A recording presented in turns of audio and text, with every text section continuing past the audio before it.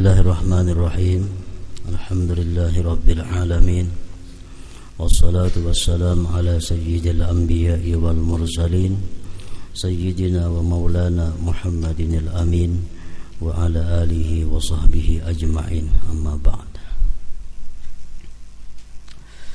Qala al-musannif al-imam al-arif billah hujjatul islam Abu Hamid Muhammad bin Muhammad al-Ghazali rahimahullah wa nafa'ana bi ulumih. Keutamaan khusyuk. Allah Ta'ala berfirman, wa aqimis salata li dzikri. Surat Taha ayat 14. Artinya, dirikanlah salat, dirikanlah sembahyang untuk mengingat aku. Mengingat Allah Subhanahu wa ta'ala di dalam sembahyang itu merupakan bagian daripada khusyuk. Para ulama menjelaskan atau menerangkan apa yang dimaksud dengan khusyuk di dalam sembahyang itu. Mereka berkata, khusyuk itu adalah sukunul jawarih ma'ahuduril qalbi.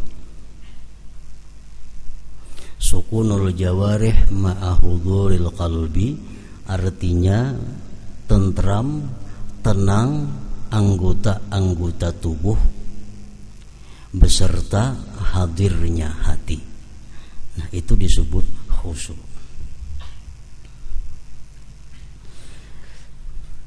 Maksud daripada sukunul jawarih, tentramnya anggota itu artinya anggota tubuh kita tidak bergerak kecuali pada hal-hal yang diperintahkan. Kepala, tangan, mata, batis, seluruh tubuh kada bergerak kecuali gerakan itu diperintah. Nah, itu artinya adalah sukunul jawarih.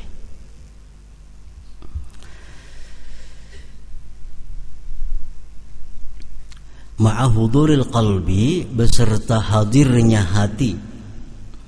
Artinya hati hadir itu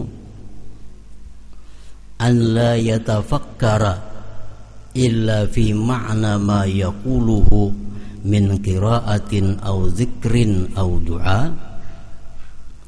Dia tidak berpikir di dalam sembahyangnya itu kecuali pada makna yang ia katakan, kecuali pada makna yang ia sebut, daripada membaca Al-Quran atau zikir atau doa.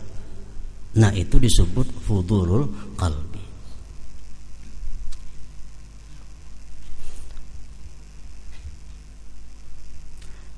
Contohnya, kita membaca wajjahtu wajhiya lilladzi fataras samawati wal ard. Nah, sewaktu kita membaca wajjahtu wajhiya, itu hati kita memikirkan apa yang kita baca.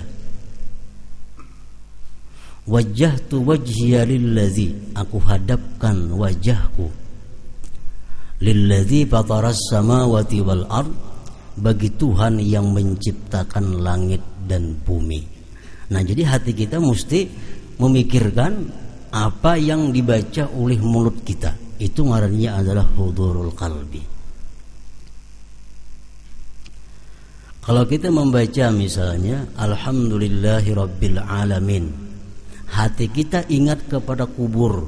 Nah, itu bukan disebut hadir qalbi. Karena kubur itu kada ada sangkut pautnya dengan Alhamdulillah, walaupun kubur ini bagian daripada akhirat.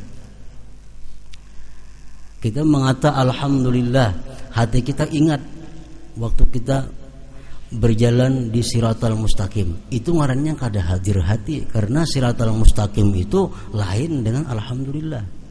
Jadi kalau kita mengata Alhamdulillah, dalam hati kita tidak ada lain selain memikirkan bahwa segala puji itu bagi Allah.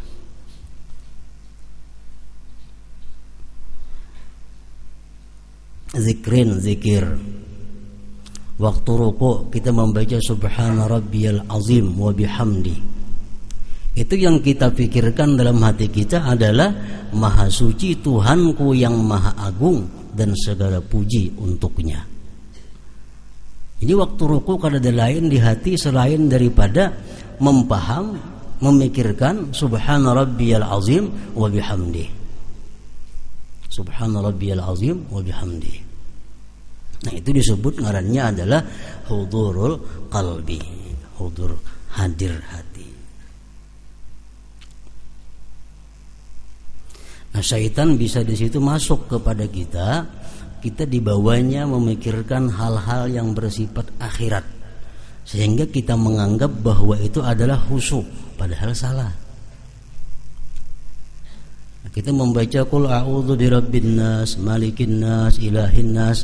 Syaitan mengkritikkan di hati kita supaya kita ingat waktu kita ditanya munkar nakir kayak apa, waktu kita kena di padang mahsyar jam apa. Nah, itu adalah sesuatu pikiran yang salah, karena mulut kita pada waktu itu membaca qul a'udzu birabbin nas. Hati kita mesti memikirkan qul a'udzu birabbin nas itu. Nah, itu ngarannya hudurul qalbi.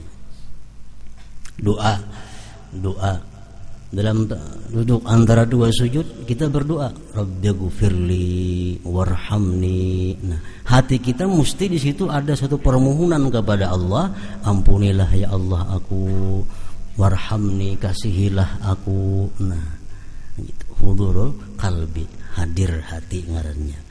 Nah, jadi hadir hati itu maksudnya adalah bahwa dia tidak berpikir kecuali pada makna yang ia ucapkan, baik itu qiraatul Quran atau zikir atau doa. Karena sembahyang itu pada sungguh daripada tiga itu, zikir, qiraatul Quran, dan doa. Waktu kita mengatakan assalamu alayka ayyuhan nabiyyu wa rahmatullahi wa barakatuh, nah, anggaplah di situ kita berada di depan makamnya Rasulullah. Nang mana suah ke makam Rasulullah, kau membayangkan kayak apa di makam Rasulullah. Nang kada pernah melihat gambarnya biasa, di situ makam Rasulullah. Jadi sewaktu kita mengata assalamu alayka ayyuhan nabiyyu wa rahmatullahi wa barakatuh, itu Rasulullah hadir di hadapan kita. Kalau kita kalau menghadirkan sidin, kita yang hadir di makam sidin. Assalamu alayka ayyuhan nabiyyu wa rahmatullah. Nah, itu ngarannya hadir hati.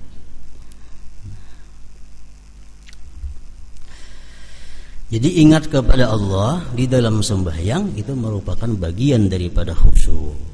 Artinya dirikanlah salat untuk mengingat aku, jar Tuhan. Nah, kedudukan khusyuk di dalam sembahyang, Imam Ghazali mengatakan bahwa khusyuk itu merupakan syarat sah sembahyang. Kalau orang sembahyang itu kada khusyuk, bukan hanya kada diterima tapi kada sah. Nah, yang lain daripada Imam Ghazali ada pula yang mengatakan bahwa khusyuk itu adalah merupakan sunat muakkad daripada sembahyang. Sehingga kalau seseorang itu kada khusyuk, sembahyangnya sah namun dia dianggap kada berpahala. Karena khusyuk itu ruhus salah, khusyuk itu merupakan rohnya sembahyang. Hayam itu ada harga amunnya hidup. Kalau hayam mati dibuang orang, kada ada harganya lagi. Nah, kayak itu juga sembahyang kita ada punya nilai di sisi Allah kalau sembahyang itu ada khusyuknya. Sembahyang kada ada khusyuk, Allah kada menerima, Allah membuang sembahyang itu. Nah, apakah khusyuk itu disyaratkan di dalam seluruh sembahyang? Nah, satu ulama pun tidak mensyaratkan demikian, karena jelas sudah kada mungkin. Mulai Allahu Akbar sampai Assalamualaikum kita kawa khusyuk itu jelas sudah kada kawa. Kalau ukuran manusia macam kita, karena hati ini ngarannya kalbun bolak-balik. Hatumatnya tegisir, Kita bujurakan tegisir pulang. Nah, yang penting itu khusyuk di dalam sembahyang itu, ujar sebagian ulama, pertama di takbir. Takbiratul ihram itu mesti khusyuk. Sujud itu jangan kada khusyuk. Rukuk, nah, kalau kada kawa menyeluruh khusyuk itu. Dan Allah Ta'ala berfirman, wala takum minal ghafilin, suratul A'raf 205. Artinya, dan janganlah kamu termasuk orang-orang yang lalai. Janganlah kamu termasuk orang-orang yang lalai. Ini pengertian jangan, artinya tegahan. Jangan sampai kita sembahyang itu lalai. Mulai Allahu Akbar, untung sadarnya waktu Assalamualaikum. Waktu Fatihah kita kada sadar, rukuk kada sadar, sujudnya kada sadar, semuaan kada sadar. Begitu Assalamualaikum, hanya sadar bahwa aku tuntung sembahyang. Nah, ini Allah melarang, wala takun minal ghafilin, artinya dan janganlah kamu termasuk orang-orang yang lalai. Dan Allah Azza wa Jalla berfirman, la taqrabus salata wa antum sukara hatta ta'lamu ma taqulun, surat An-Nisa 43. Artinya, dan janganlah kamu mendekati salat sedang kamu dalam keadaan mabuk, sehingga kamu mengerti apa yang kamu ucapkan. Ini ayat sebenarnya diturunkan kepada orang-orang yang minum arak. Awal-awal Islam minum arak itu dibolehkan, tapi pada akhirnya minum arak dilarang keras. Nah, pada awal-awal mereka itu masuk Islam, arak masih dibolehkan, sehingga mereka habis minum arak dalam keadaan mabuk dibawa sembahyang. Kadang-kadang sembahyangnya mengaur, mesti memuji Allah, memuji berhala karena mabuk. Lalu Allah menurunkan ayat, dan janganlah kamu mendekati salat sedang kamu dalam keadaan mabuk, sehingga kamu mengerti apa yang kamu ucapkan. Sadar. Kalau sudah sadar, nah hanya sembahyang. Ada yang mengatakan mabuk karena banyaknya susah, dan ada yang mengatakan karena cinta dunia. Wahab bin Munabbih berkata, yang dimaksudkan dengannya mabuk itu adalah zahirnya. Maka di dalamnya terdapat peringatan atas mabuk dunia. Karena Allah menjelaskan sebabnya, di mana Dia berfirman, hatta ta'lamu ma taqulun. Artinya sehingga kamu mengetahui apa yang kamu katakan. Banyak orang yang kada mabuk arak, tapi ia sembahyang kada tahu apa yang ia katakan, karena hatinya entah kemana. Nah, jadi artinya dimaksud mabuk itu bukan hanya mabuk arak. Mabuk apapun yang menyebabkan kita lupa terhadap apa yang kita baca, kada sadar dengan apa yang kita kerjakan, dihukumkan mabuk juga. Dia berfirman, hatta ta'lamu ma taqulun, artinya sehingga kamu mengetahui apa yang kamu katakan. Berapa banyak orang yang mengerjakan salat dan tidak minum khamar, padahal ia tidak mengetahui apa yang ia ucapkan di dalam salatnya itu.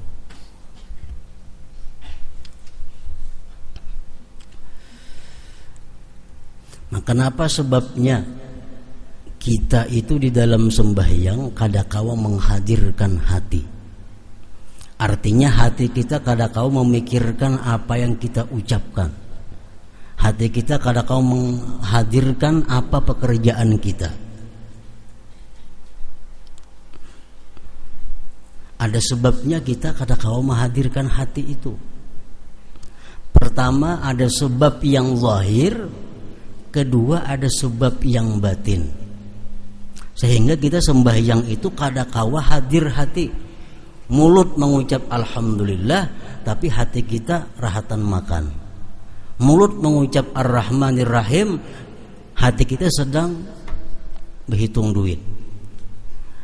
Maliki Yaumiddin di muntung kita, hati sedang berada di toko. Nah, ini menunjukkan bahwa hati kita kada hadir, kada memikirkan apa yang dibaca. Kenapa sebabnya?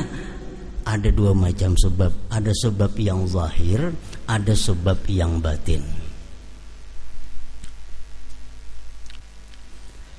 Sebab yang zahir, sebab yang zahir itu lebih mudah mengobatinya daripada sebab yang batin. Makanya ada hadis Rasulullah mengatakan, artinya kalau sudah dihidangkan makanan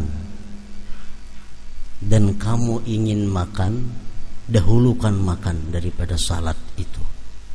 Nah, ini yang zahir.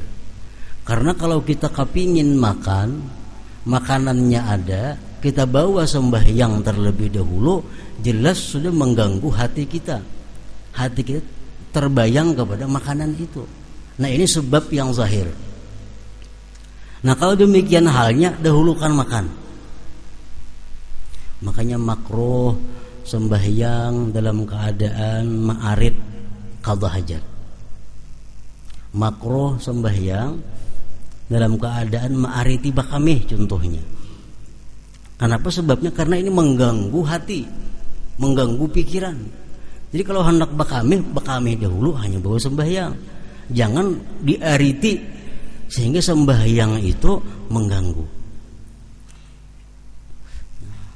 Sembahyang terganggu pikiran hendak bakamih.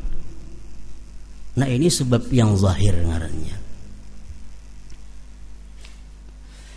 Nah, adapun sebab yang batin yang mencegah kita daripada hadir hati dalam sembahyang itu, ya antara lain tadi adalah hubbud dunia, orang cinta kepada dunia. Orang yang cinta kepada dunia itu artinya orang yang hatinya dipenuhi dengan dunia. Nah, ini sembahyang kayak apa juga pun kada kawah khusyuk. Kenapa? Karena pikirannya selalu kepada dunia. Nah, ini yang batin ini yang sulit mengobatinya. Sembahyang jangan hendak menghadap kepada gambar. Kenapa? Karena bila kita cangang ke gambar itu, otomatis hati kita mengiringi mata. Kada sadar lagi apa yang kita baca. Nah, ini mudah aja mengobatinya, dipacul gambarnya. Ini sebab yang zahir. Yang sulit membuang itu adalah sebab yang batin, di mana hati seseorang itu cinta kepada dunia. Sembahyangnya, mulutnya mengucap asma Allah, mulutnya berzikir, mulutnya berdoa, tapi hatinya kada demikian. Nah, kada hudul qalbi ngarannya, kada hadir hatinya. Berapa banyak orang yang mengerjakan salat padahal tidak minum khamar, tetapi ia tidak mengetahui apa yang ia ucapkan di dalam salatnya. Bahkan ada yang kada sadar bahwa dia sedang ruku, ada yang kada sadar bahwa dia sedang sujud, ada yang kada sadar bahwa dia sedang membaca Fatihah. Nah, kemana hatinya? Nah, ini disebut ngarannya kada khusyuk. Jadi orang khusyuk, orang yang selalu tahu keadaannya. Inya ruku, oh, aku sedang ruku. Sujud, tahu sadar aku sedang sujud. Aku sedang di rakaat pertama, aku di rakaat yang kedua. Jadi kadang mau orang khusyuk itu berlebihan sembahyang tak kali 5 rakaat zuhur. Kenapa? Karena selalu tahu aku rakaat pertama, aku rakaat yang kedua, aku rakaat yang ketiga.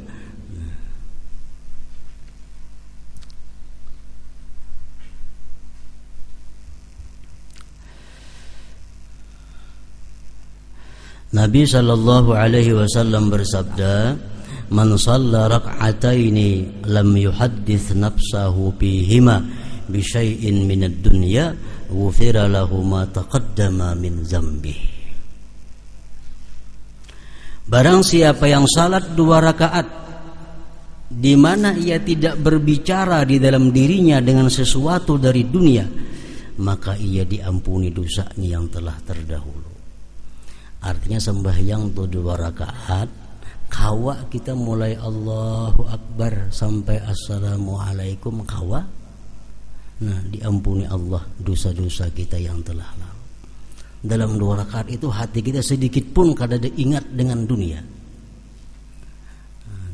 kada membicarakan masalah dunia.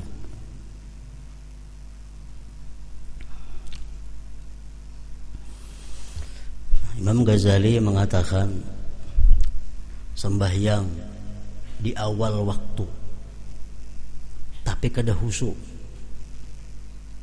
sembahyang di akhir waktu tapi khusyuk, afdal di akhir waktu. Afdal di akhir waktu. Karena khusyuk ini adalah fadilat sembahyang yang berkaitan dengan zatnya sembahyang. Sedangkan awal akhir itu berkaitan dengan waktu. Waktu di luar daripada zatnya sembahyang. Mun aku sembahyang waktu ini, aku masih kada karuan, masih harus nak membayari ini, anak itu, anak ini. Tapi kalau aku sembahyang di akhir waktu, urusanku sudah selesai, sembahyangku bisa tenang. Nah, lebih baik di akhir waktu. Lebih baik di akhir waktu. Ini kalau sudah terbukti. Bila urusan ini aku biris, sembahyangku biris, khusyuk. Di akhir waktu kada jadi masalah, asal khusyuk. Tapi kalau ragu-ragu, aku di akhir waktu belum tentu juga khusyuk. Baik di awal waktu, malahan dapat awal waktunya. Mun aku sembahyang di awal waktu kada khusyuk, di akhir waktu belum tentu juga khusyuk. Baik di awal waktu, malahan dapat ridha Allah Subhanahu wa taala. Nah, kalau kita sudah sangkaan kita kuat bahwa kalau di akhir waktu kita bisa khusyuk, lebih baik akhir waktu.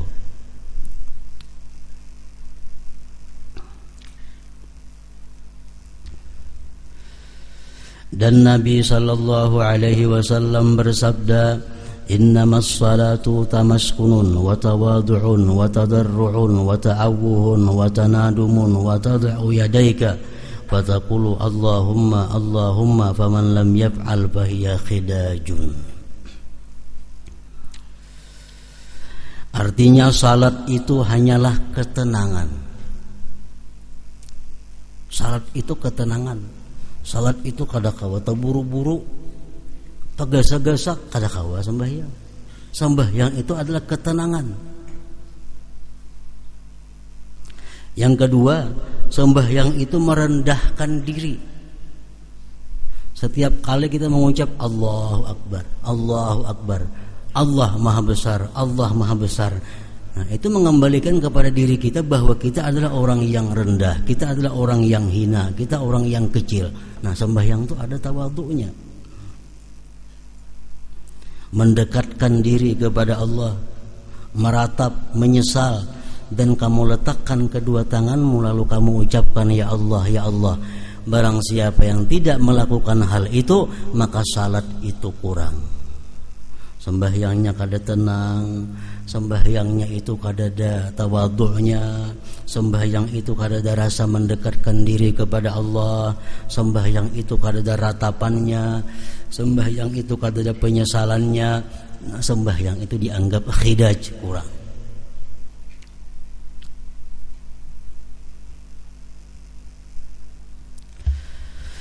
Dan diriwayatkan dari Allah Subhanahu wa taala hadis qudsi dalam kitab-kitab yang terdahulu bahwasanya Dia berfirman, tidaklah setiap orang yang salat aku terima salatnya.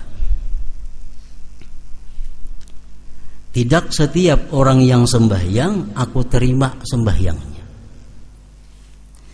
Aku hanyalah menerima salat orang yang merendahkan diri karena keagunganku dan tidak sombong terhadap hambaku. Ia memberi makan orang fakir yang kelaparan karena mengharapkan keridhaanku. Nah, jadi artinya sembahyang kita ini khusyuk semacam kada cukup. untuk diterima Allah. Sembahyang yang kita kerjakan ini Allah bisa menerima berhubungan dengan kelakuan-kelakuan kita di luar sembahyang. Kalau kita orangnya sombong kepada hamba Allah, kita kada peduli kepada orang fakir yang kelaparan, kita sembahyang walaupun khusyuk, Allah kada menerima juga sembahyangnya.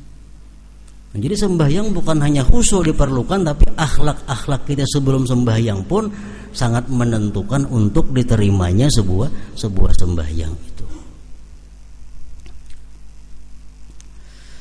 Dan Nabi sallallahu alaihi wasallam bersabda, "Innama furidatis salatu wa umira bil haji wat tawab wa ush'iratil manasiku li iqamati dzikrillah ta'ala." Artinya dipardukan salat, diperintahkan haji dan tawab, dan disyiarkan ibadah-ibadah itu hanyalah untuk menegakkan ingat kepada Allah Ta'ala. Jadi semua ibadah itu intinya adalah ingat kepada Allah.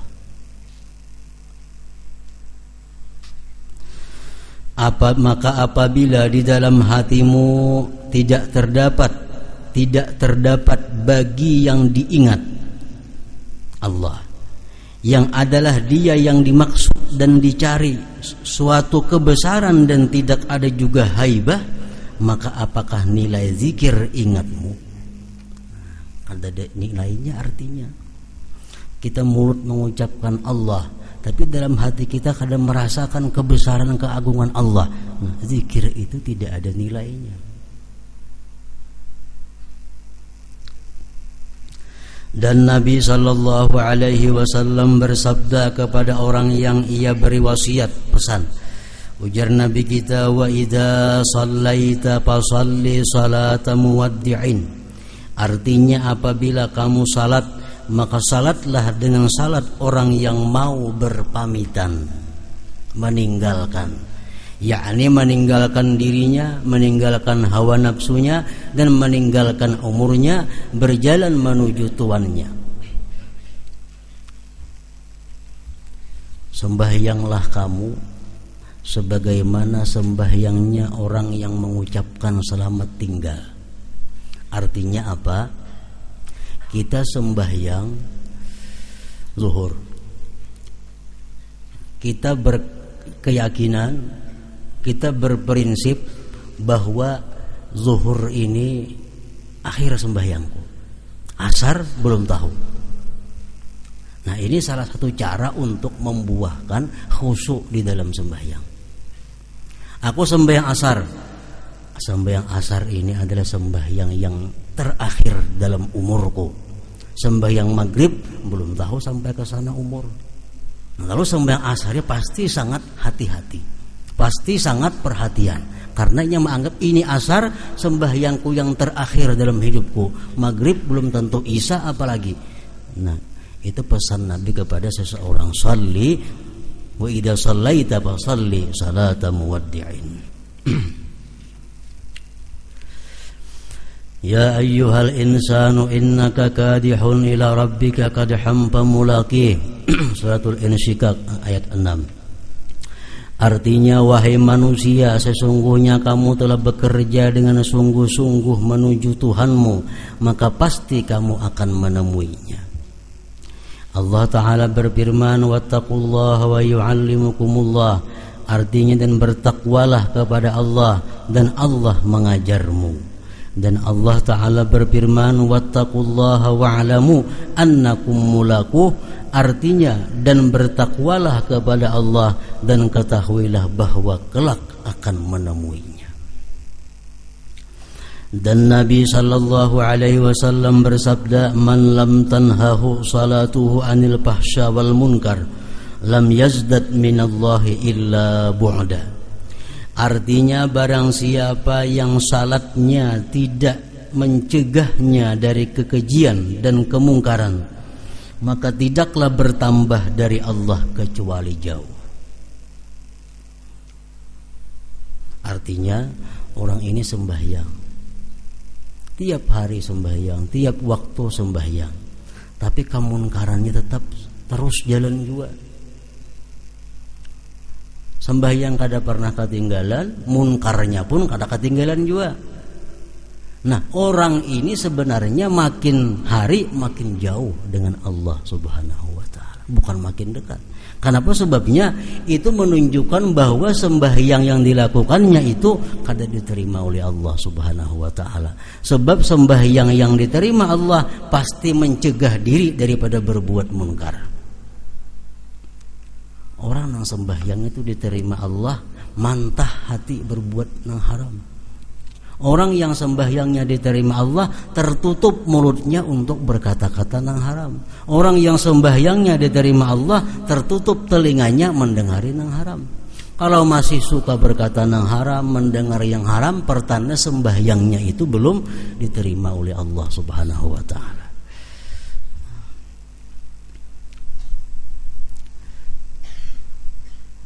Salat itu adalah munajat. Maka bagaimana salat itu dengan lalai?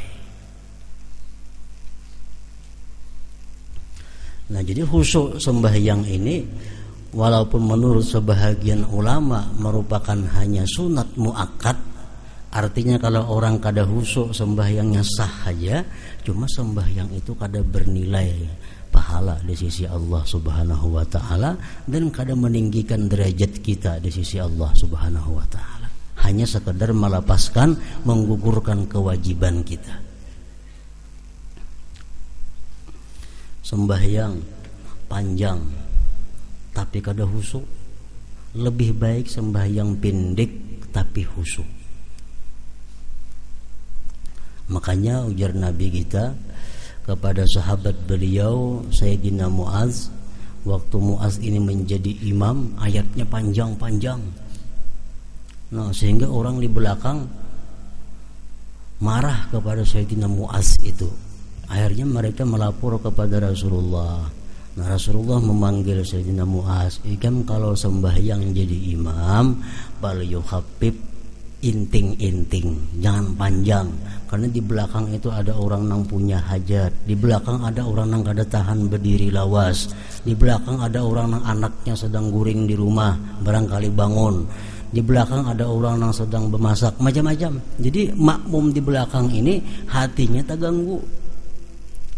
Imam ini panjang baca-bacaan ayatnya, surahnya. Nah, itu mengurangi akan kekhusyuan sembahyang yang di belakang. Jadi sembahyang itu apalagi berjamaah, apalagi makin banyak jamaahnya, makin pindik sembahyangnya, supaya bisa menambah kekhusyuan. Kadang mengganggu pikiran orang yang di belakang. Apalagi di belakang harinya panas misalnya, imam saling panjangan membacaan, jelas ada khusus menahan panas itu. Atau harinya di belakang hari hujan, imam membacanya panjang. Nah, ini mengganggu sembahyang di belakang. Pokoknya makin banyak jamaahnya, makin pendek bacaannya. Imam Jumat kah, jangan berlagu-lagu ha. Di belakang tuh kada semuaan katuju mendengar lagu. Nang mana batis manggatar kada tahu lagu baik laginya. Nah, nahan batis sudah. Jadi bila imam Jumat makin banyak jamaahnya, makin pendek. Latih kayak di Makkah sembahyang Jumat, qul ya qul wallah, ya kadang-kadang ayatnya jamaahnya banyak. Orang macam-macam manusia. Nah, kalau sembahyang saurangan semalaman kada apa-apa itu aja bagi Qur'anan baca. Ada jadi masalah. Nah, jadi kita bukan hanya disuruh berusaha supaya kita khusyuk, dan kita berusaha orang lain pun juga supaya khusyuk makmum itu. Bakar bin Abdullah berkata, "Hai anak Adam, apabila kamu mau masuk kepada tuanmu tanpa izin dan kamu berbicara tanpa penterjemah, maka kamu dapat masuk." Lalu ditanyakan, "Bagaimanakah hal itu?" Ia menjawab, "Kamu sempurnakan wudukmu dan kamu masuk ke mihrabmu, maka ketika itu kamu telah masuk kepada tuanmu tanpa izin dan kamu berbicara kepadanya tanpa penterjemah." Artinya sembahyang itu adalah menemui Allah. Kita sembahyang itu kita menemui Allah. Nah, kita bermunajat kepada Allah, berdialog kepada Allah, minta sesuatu kepada Allah dalam sembahyang itu. Dari Aisyah radhiyallahu anha berkata, adalah Rasulullah sallallahu alaihi wasallam berbicara kepada kami dan kami berbicara kepadanya. Apabila datang salat maka seolah-olah beliau tidak mengenal kami dan kami tidak mengenalnya, karena sibuk dengan keagungan Allah Azza wa Jalla.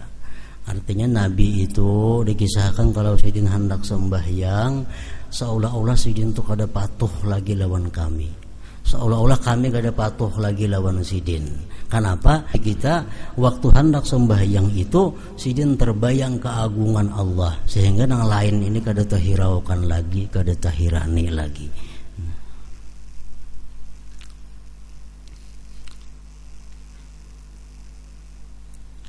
Dan Nabi sallallahu alaihi wasallam bersabda, la yanzurullah ila salatin la yuhdirur rajulu fiha qalbahu ma'a badanihi. Artinya Allah tidak memandang kepada salat seseorang yang padanya ia tidak menghadirkan hatinya bersama badannya. Kita sembahyang, awak kita di masjid, tapi hati kita kadang-kadang di kebun. Awak kita sembahyang di masjid, hati di rumah tertinggal. Kadang-kadang kita sembahyang di masjid, hati kita di sepeda motor, perhatian di sepeda motor bebalapan. Nah, sembahyang di masjid, hati di warung. Nah, Allah kada memandang kepada sembahyang itu. Allah kada menoleh, kada menilai. Allah tidak memandang kepada salat seseorang yang padanya ia tidak menghadirkan hatinya bersama badannya itu. Jadi seapa kita kawa menghadirkan hati di dalam sembahyang, nasa itulah sembahyang kita yang diterima oleh Allah Subhanahu wa taala. Hadis mengatakan laisa lil abdi min salatihi illa ma aqala minha. Tidak ada bagi seorang hamba dari sembahyangnya itu melainkan yang ia sadar daripada sembahyangnya itu. Jadi sembahyang kita ini di sisi Allah kadang-kadang sempurna. Kadang-kadang hanya rukuknya dinilai Allah karena waktu rukuk kita ingat. Kadang-kadang hanya sujudnya di sisi Allah karena waktu sujud kita ingat kepada Allah. Yang lainnya kada dinilai. Pokoknya Allah hanya menilai sembahyang itu yang kita ingat kepadanya.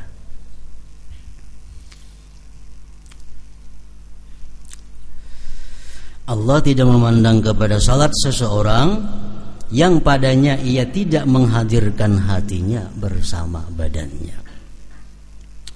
Ibrahim al-Khalil alaihi salam apabila berdiri untuk salat maka terdengar detak jantungnya pada 2 mil karena takut keagungan Allah.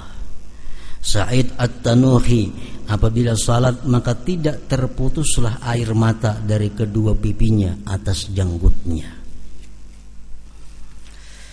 Dan Rasulullah sallallahu alaihi wasallam melihat seseorang bermain-main dengan janggutnya di dalam salat, lalu beliau berkata, "Lau khasha'a qalbu hadza la khasha'at jawarihuhu." Artinya seandainya hati orang yang ini khusyuk, niscaya anggota-anggota badannya itu khusyuk juga. Jadi manusia terdahulu yang mulia, para aulia-aulia Allah, mereka sembahyang itu kada sama satu sama lainnya. Ada yang sembahyang itu senang, gembira, hatinya nyaman menghadap Allah. Ada juga yang sembahyang itu tertangis, kayak tadi kan ada tangis membasahi janggutnya. Nah ini kenapa berbeda? Sembahyangnya sama, Tuhannya yang disembah sama. Nah berbeda demikian karena berbeda makam kedudukannya. Yang pertama, kedudukan yang disebut u'budillah ka'annaka tarah. Beribadahlah engkau kepada Allah seolah-olah engkau itu melihat Allah. Nah, orang melihat Allah, orang yang paling lezat. Orang yang melihat Allah, orang yang paling merasakan kenikmatan yang luar biasa. Dalam surga orang nang rahatan makan, orang nang rahatan bersenda gurau lawan bininya, orang rahatan bermain-main. Tapi kalau ada pengumuman bahwa Allah bertajalli, semua meninggalkan menuju kepada zat Allah, memandang kepada zat Allah. Karena memandang zat Allah merupakan puncak segala kelezatan dan kenikmatan. Nah, jadi sembahyanglah kamu seolah-olah kamu melihat Allah. Nyaman artinya. Nah, ini sembahyangnya hatinya gembira, sembahyangnya bersemangat, sembahyangnya nyaman karena dia seolah-olah melihat Allah. Nah, ini kedudukan yang tinggi. Kedudukan yang tinggi. Yang kedua, fa illam takun tarah fa huwa yarak. Jikalau engkau kada bisa seolah-olah melihat Allah, itu kada bisa kita macam itu. Ambil yang kedua, Allah melihat engkau. Allah melihat engkau. Nah, kalau kita sembahyang ini merasa bahwa kita dilihat oleh Allah, bisa gugup sembahyangnya, bisa menggetar, ada yang menangis. Nah, itu yang kedua ini, karena mereka kada mampu merasakan bahwa melihat Allah itu kada kau membayangkan, mereka ambil jalan yang kedua, Allah melihat. Jadi mulai takbir sampai salam ini merasakan kada terlepas dari sedikit pun daripada pengawasan Allah. Mulai Allahu Akbar, nah ini sudah merasa bahwa Allah melihat dirinya, ini merasa Allah memandang, sedikit pun kada terlepas dari pandangan Allah. Otomatis sembahyang itu ada beban. Nah, kita menulis dilihat oleh guru, nah kita ada beban, hati-hati jadinya, takutan tersalah. Nah, itu orang nang sembahyang khusyuk. Ada dua. Pertama, seolah-olah dia melihat Allah, lalu sembahyangnya nyaman, sembahyangnya nikmat. Atau kalau kada kawa itu merasa dilihat Allah, diperhatikan Allah. Nah, hati-hati sembahyangnya, bacaannya hati-hati, rukuknya hati-hati, sujudnya hati-hati. Hatinya pun takut kalau berpaling daripada Allah, karena dia tahu Allah mengetahui hatinya.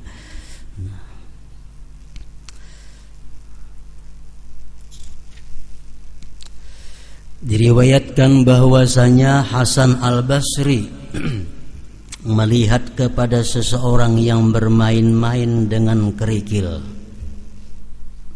Kerikil, nah di tangan diputar-putar kan. Nanti sembahyang di tanah sambil mengudak batu. Hasan Basri melihat itu, sambil berkata orang tersebut, ya Allah, kawinkanlah saya dengan bidadari. Doa nih, ya Allah, kawinkanlah saya dengan bidadari. Tapi tangan kersengganaan, apa-apa kada kucawi. Nah, muntung bersuara, ya Allah, kawinkanlah aku dengan bidadari. Melihat itu lalu beliau Hasan Basri berkata, seburuk-buruk peminang adalah kamu, seburuk-buruk pelamar bidadari adalah kamu. Kamu meminang bidadari padahal kamu bermain-main dengan kerikil. Dikatakan kepada Khalaf bin Ayyub, tidakkah lalat itu menyakitkan kamu di dalam salat, lalu kamu tolak?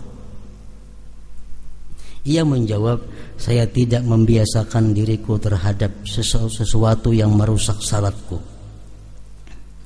Ditanyakan, bagaimanakah kamu sabar terhadap hal itu? Ini Khalaf ini sembahyang, banyak lalat berhinggapan di awak sidin. Kada sidin kibah-kibah lalat ni itu. Kenapa jurang tahannya biar lalat ni itu kada mengibah-ngibah? Ia menjawab, telah sampai kepadaku bahwasanya orang-orang fasik itu sabar terhadap cambuk-cambuk sultan agar dikatakan pulan itu sabar, dan mereka berbangga dengan itu. Sedangkan saya berdiri di hadapan Tuhanku Allah, apakah saya bergerak karena lalat itu?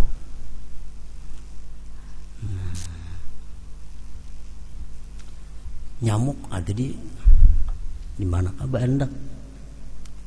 Kada wani menapak nyamuk rahatan sembahyang tu mangibah. Kenapa? Sebabnya karena merasa bahwa sembahyangnya ini diperhatikan oleh Allah.